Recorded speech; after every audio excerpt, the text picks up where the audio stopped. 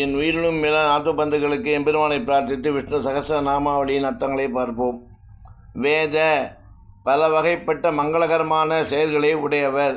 ஸ்வாங்க பிரபஞ்சத்துக்கே சக்கரவர்த்தி என்பதற்கான அனைத்து அடையாளங்களும் பொருந்தியவர்.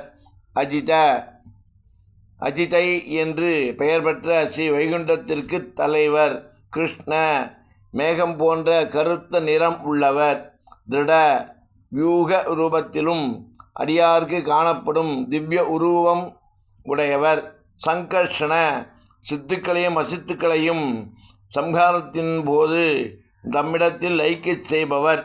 அச்சுத பிரமன் முதலான தேவர்களைப் போல் அல்லாமல் யூக நிலையில் சற்றும் நழுவுதல் இல்லாதவர்.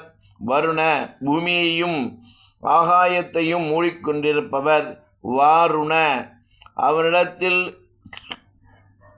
லயிக்க விரும்பும் நினைவை உடைய அடியார்கள் உள்ளத்தில் இருப்பவர். விருஷ தம் அருளாலேயே அடியார்களை பேணும் திருக்கண்களை உடையவர். இப்படி 560 நாமாவளி அர்த்தங்களை பார்த்தோம். மேற்கொண்டு தொடர்ந்து பார்ப்போம் என்று கூறிக்கொண்டு ராமானுஜன் திவ்ய திருவடிகளே சரணம்.